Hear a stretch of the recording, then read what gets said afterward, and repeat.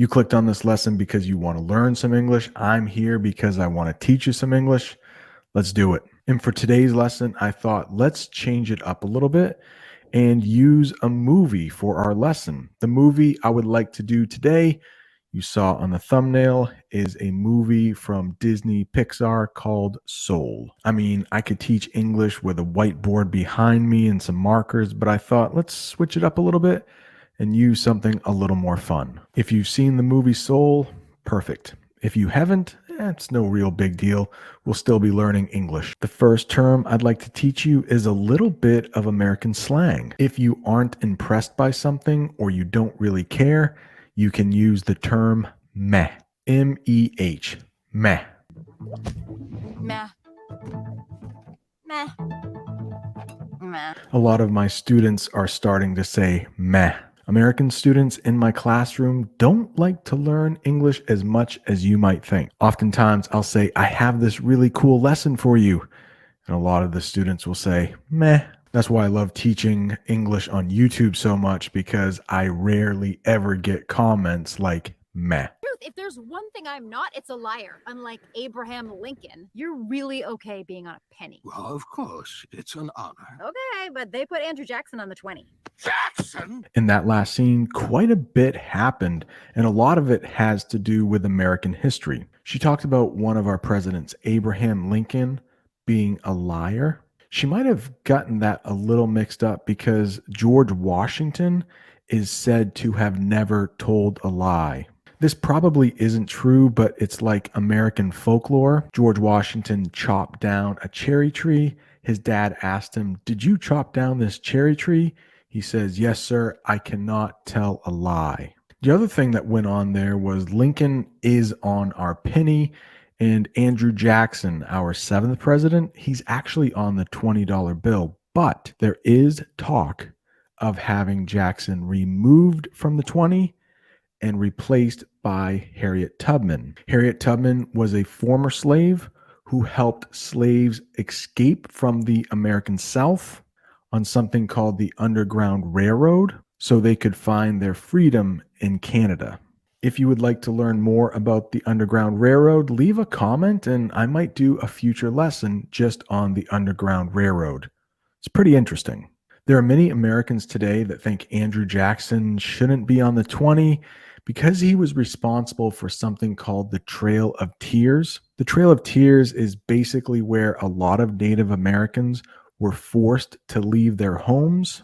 They were marched towards the middle of the country in a state called Oklahoma, and many Native Americans died along the way. Breakdancer, yeah, I think that's gonna be my thing. Pop in and lock in, windmills, settling my disputes with dance. That character, I don't know her name, just said, I think that's going to be my thing. If you ever hear that, that just means somebody is comfortable with something. I hope that learning English on this YouTube channel is your thing. Your thing is just something you're really good at. I'd like to think teaching English is my thing. Scene 22 this enthused. Good for you, Dr. Borgenson. That character just said, good for you.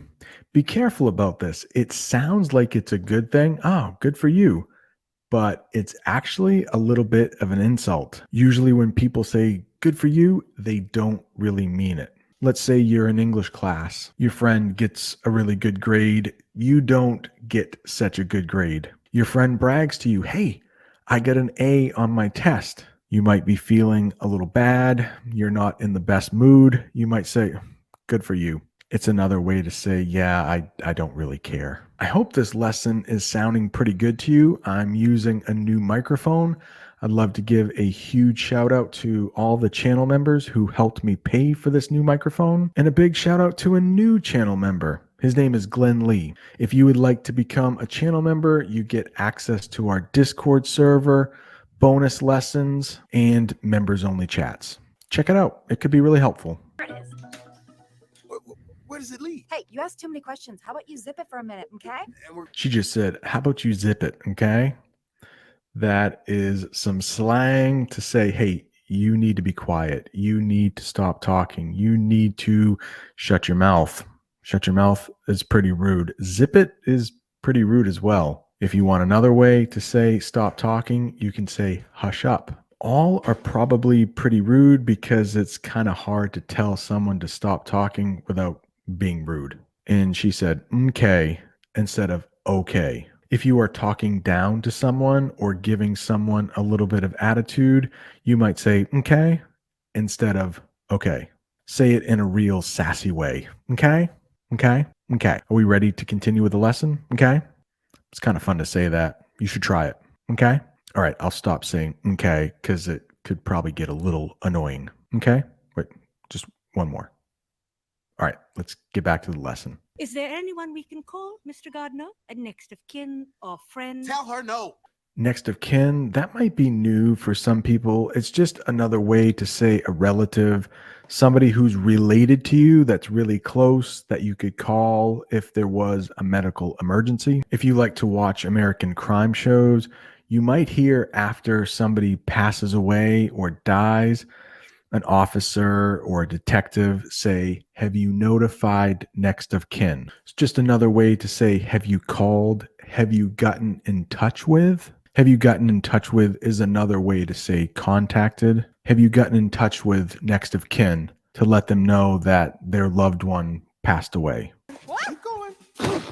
I'm just gonna rest here for a minute. No. They'll be back any minute. Come on.